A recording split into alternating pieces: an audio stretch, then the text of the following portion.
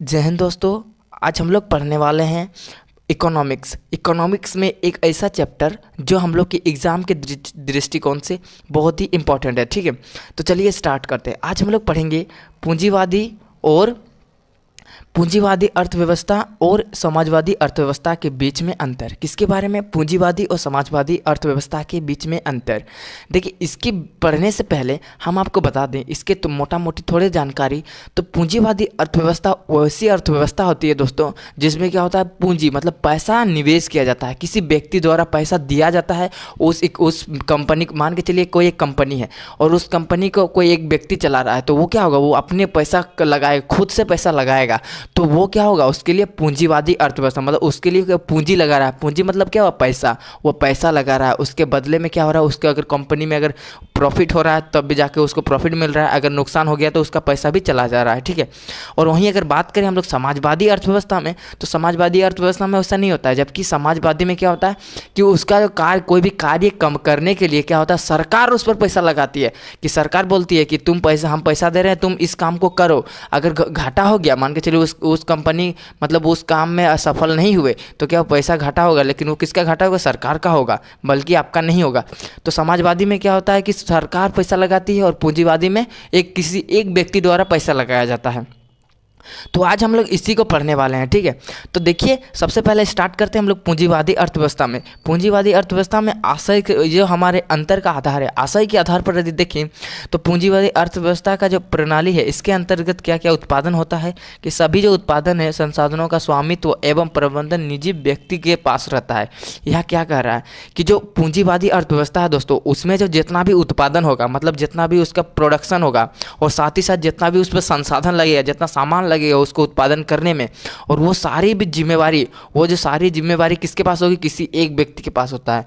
किसी एक व्यक्ति के पास होता है। मान के चलिए एक दुकान है, उस दुकान में वो जितना पहले तो खर्चा लाएगा, सामान खरीदेगा, तो वो किसके, कोई सरकार थोड़े देगी कि तू लो पैसा लो तुम दुकान चलाओ, नहीं। वो एक ही व्यक्ति, मान के चलिए हम अगर दुकान देना चाहते हैं तो हम क्या करेंगे, पहले तो हम पूरा सामान खरीद के लाएंगे, स्टॉक माल लाएंगे, उसके बाद ना हम बेचेंगे। तो क्या होगा, पहले हम उसको इन्वेस्ट करेंगे, मतलब हम पहले पैसा देंगे, पैसा दे के खरीदेंगे, तब ना हम बेचेंगे। तो पूंजीवादी अर्थव्यवस्था सेम उसी तरह है। यहाँ तक क्लियर हो गया। अब दूसरी यदि बात करें उद्देश्य की, मतलब इसका जो लक्ष्य होता है कि हमको कहाँ तक क्या कमाना है। पूंजीवादी अर्थव्यवस्था का लक्ष्य क्या होता है कि हमको कितना दूर तक कमाना है।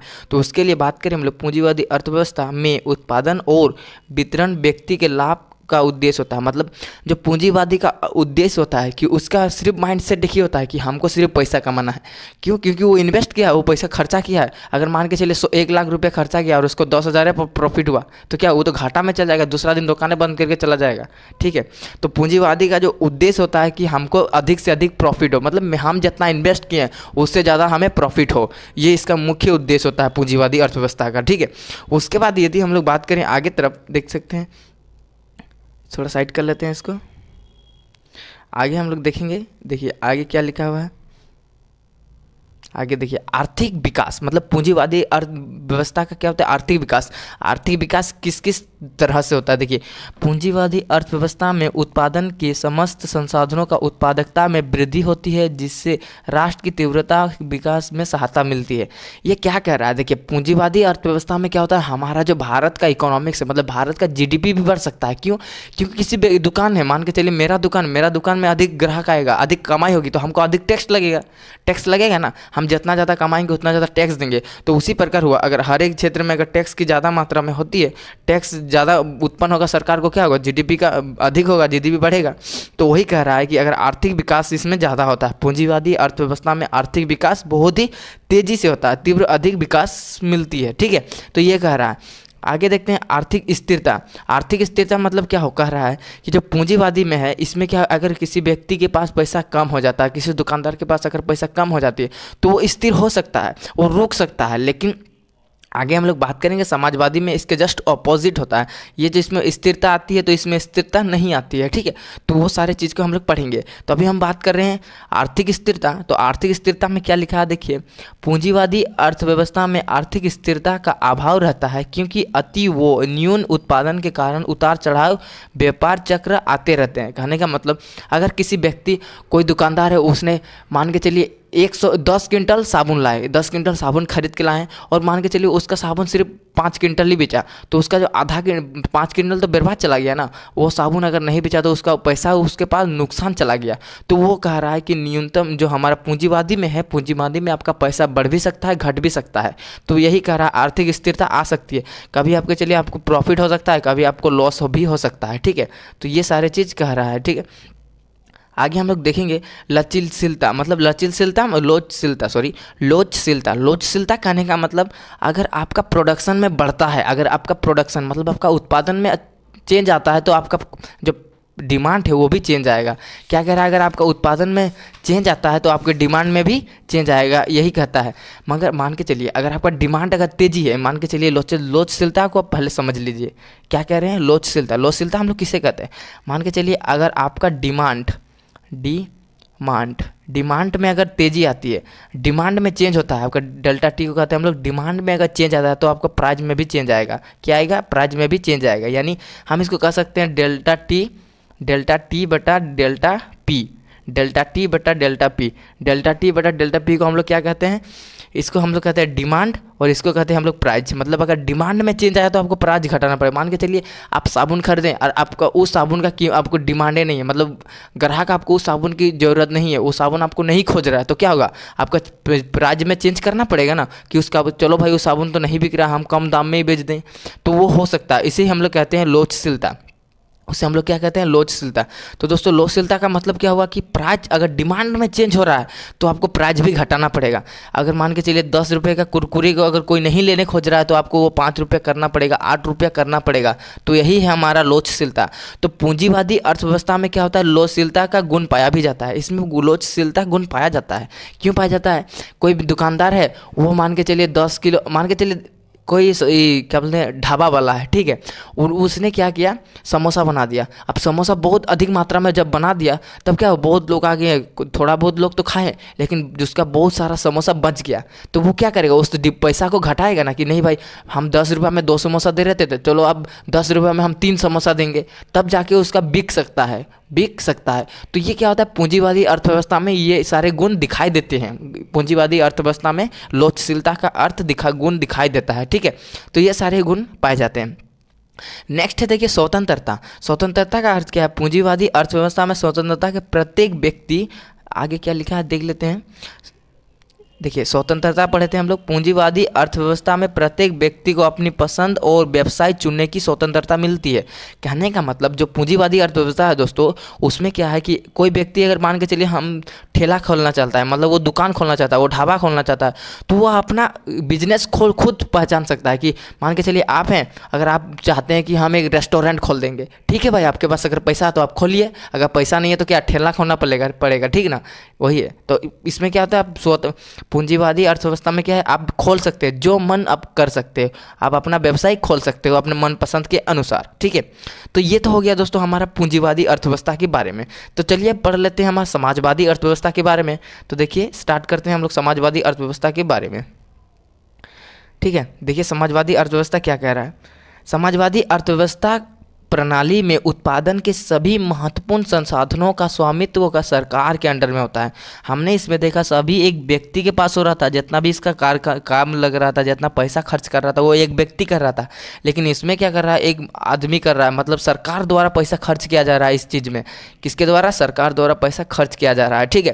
यहाँ तक क्लियर हो गया। उसके बाद जो इसका उद्देश्य है दोस्तों, जो हमारा समाजवादी का उद्देश्य क्या है कि समाजवादी अर्थव्यवस्था में उत्पादन और वितरण के कार्य सामाजिक कल्याण के हित में होना चाहिए। मतलब जितना भी विकसित होगा, हम लोग जितना भी विकास करेंगे समाजवादी अर्थव्यवस्था में, वो सारा विकास किसके होगा, समाज के कल्याण होना चाहिए। जितना भी हम काम करेंगे वो काम क्या समाज के दृष्टिकोण से अच्छा होना चाहिए। ये समाजवादी अर्थव्यवस्था का उद्देश्य है, ठीक है। उसके बाद आगे हम लोग देख लेते हैं, आगे क्या लिखा है, आर्थिक विकास। देखिए समाजवादी अर्थव्यवस्था में आर्थिक विकास किस तरह होती है।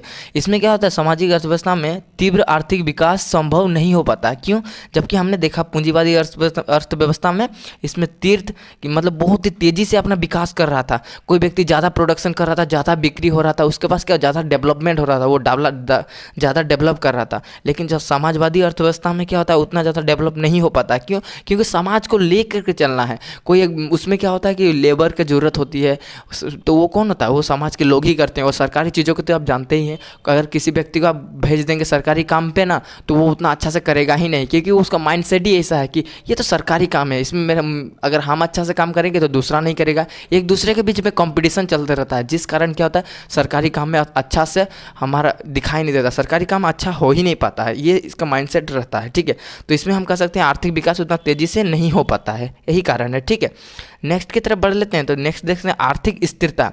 देखिए हमने देखे थे पूंजीवादी अर्थव्यवस्था में आर्थिक स्थिरता हो सकता है। आर्थिक स्थिरता मतलब अगर आपके घाटा हो गया तो आप घाटा में जा सकते हैं, अगर आप प्रॉफिट में हो तो आप प्रॉफिट में जा सकते हो। लेकिन समाजवादी अर्थव्यवस्था में क्या है, देखिए समाज तथा सरकार के पूर्ण नियंत्रण में रहता है, ये तो निगरानी करते रहता है। ये सरकार टुकुर टुकुर देखते रहती है, ये रे तुम काम नहीं कर रहा अच्छा से, तुम मेरा पैसा खर्चा कर रहा है, ज़्यादा कम खर्चा कर रहा है, ये कौन देखती है, सरकार देखते रहती है। तो उस प्रकार से क्या होता है, इसमें जो समाजवादी अर्थव्यवस्था है उसमें क्या अर्थिकता का कोई उतना अस्थिरता आ नहीं सकता, मतलब स्थिर आर्थिक स्थिरता नहीं आ सकता। क्यों? क्योंकि उसको सरकार निगरानी में रखी है, सरकार उसको टुकुर टुकुर देखते रहती है कि तुम गलत कर रहा है, तुम अच्छा कर रहा है। तो उसके बीच में कोई वहाँ का व्यक्ति, काम करने वाला व्यक्ति भी कोई गलत काम करना नहीं सोचता है। ठीक है, तो ये सारे चीज़ होते हैं, इसलिए इसमें अस्थिरता नहीं आती है समाजवादी अर्थव्यवस्था में। ठीक है, यहाँ तक क्लियर हो गया। अब हम बात करेंगे लोचशीलता। क्या बात की लोचशीलता? लोचशीलता कहने का मतलब हमने आपको बता दिया, लोचशीलता हम लोग किसे कहते हैं, वो तो हमने आपको बता दिया कि लोचशीलता अगर आपके डिमांड अगर आपका कम है तो आपको प्राइस भी कम करना पड़ेगा, अगर डिमांड ज़्यादा है तो प्राइस आप बढ़ा भी सकते हो। ठीक है, तो ये सारे फैक्टर होते हैं। ठीक है, तो देख सकते हैं हम लोग लोचशीलता के बारे में बात करें तो इसमें समाजवादी अर्थव्यवस्था में क्या होता है, लोचशीलता का अभाव होता है, इसमें लोचशीलता नहीं दिखाई देती है। क्यों नहीं दिखाई देती है दोस्तों? क्योंकि ये तो पूरा सरकार का, हर एक समाज के लिए ना है। अगर जो एक समाज में है, अगर आप उस समाज में है और उस समाज में अगर किसी प्राइस का दाम 10 रुपया है, किसी सामान का दाम, तो आपको भी खरीदना पड़ेगा और उस व्यक्ति को भी खरीदना पड़ेगा, क्योंकि वो सरकार आपको दे रही है। ठीक है, जैसे मान के चलिए आप चावल की बात करें तो चावल जो कोटा में मिलता है वो क्या होता है, आपको सरकार दे रही है, तो आपको अगर वो प्राइस ज़्यादा भी कर देगी तो भी लेना पड़ेगा, कम भी कर देगी तो भी लेना पड़ेगा। ये क्या है, एक समाज, क्योंकि हर एक क्षेत्र के लिए है, समाज के लिए है, तो वही कह रहा है कि लोचशीलता इसमें नहीं दिखाई देता है, समाजवादी अर्थव्यवस्था में लोचशीलता नहीं दिखाई देता है। क्यों? क्योंकि जो समाज कर रही है वो भी आपको करना पड़ेगा, अगर नहीं कीजिएगा तो रहिए, नहीं देगा। ठीक है, तो ये इसी कारण वो दिखाई नहीं देता है। ठीक है, आगे यदि बात करें हम लोग का अंतिम क्या है, देखिए स्वतंत्रता। देखिए समाजवादी अर्थव्यवस्था में स्वतंत्रता दिया जाता है या नहीं दिया जाता है, उसके बारे में हम बात कर लेते हैं। समाजवादी अर्थव्यवस्था में प्रत्येक व्यक्ति को सरकार के अधीन कार्य करना पड़ता है। हाँ भाई, जाहिर सी बात है, समाजवादी में जितना पैसा सरकार देगी तो उसके बदले में आपको तो काम करना पड़ेगा ना। तो ये कौन अंडर करता है? सरकार के अंडर काम करता है। और लोगों को व्यवसाय चुनने का स्वतंत्रता भी नहीं मिलती है। इसमें क्या होता है, लोगों को व्यवसाय चुनने मतलब बिजनेस, जो लोगों अपना मनपसंद काम नहीं चुन सकते। क्यों? क्योंकि जो चीज़ सरकार लाएगी इस क्षेत्र में, कि हमको इस क्षेत्र में, मान के चलिए आपके गली मोहल्ले में रोड बनाना है, ठीक है, तो अगर सरकार तो पैसा दे देगी लेकिन आपको काम करना पड़ेगा, तो आप क्या, जो आप ऐसा बोल सकते हैं नहीं हम इस काम नहीं करेंगे, हमको दूसरा काम दीजिए? नहीं, ये नहीं हो सकता। क्यों? क्योंकि एक समाज के कल्याण हो रहा है, एक समाज का विकसित हो रहा है, तो आपको भी उसमें हाथ बटाना पड़ेगा। सरकार अगर बोल देगी आपके घर में, अगर मान के चलिए पीसीसी रोड बनाना है, मान के चलिए सड़क बनाना है, बहुत सारे कार्य होते हैं, अगर उस कार्य में अगर आप काम नहीं करते तो आप सरकार के अधीन हो जाते हैं। मतलब आपको सरकार जो बोलेगी, जो कार्य करेगी आपके क्षेत्र में, उस कार्य को आपको करना पड़ेगा स्वतंत्र रूप से। तो यही कह रहा है कि समाजवादी अर्थव्यवस्था में क्या है कि आपको व्यवसाय चुनने की कोई स्वतंत्रता नहीं है, जबकि हमने बात किया पूंजीवादी अर्थव्यवस्था में आपको व्यवसाय चुन सकते हो, आप व्यवसाय चुन सकते हो। ठीक है, तो ये तो थे हमारी समाजवादी अर्थव्यवस्था और पूंजीवादी अर्थव्यवस्था के बीच में अंतर। ठीक है, तो दोस्तों आई होप आपको समाजवादी अर्थव्यवस्था और पूंजीवादी अर्थव्यवस्था के बारे में एकदम पूरी अच्छी तरह से क्लियर हो चुका होगा। अगर कहीं भी दिक्कत आ रही हो तो आप मुझे कमेंट में बता सकते हो। तो मिलते हैं दोस्तों नेक्स्ट वीडियो में, तब तक के लिए जय हिंद दोस्तों।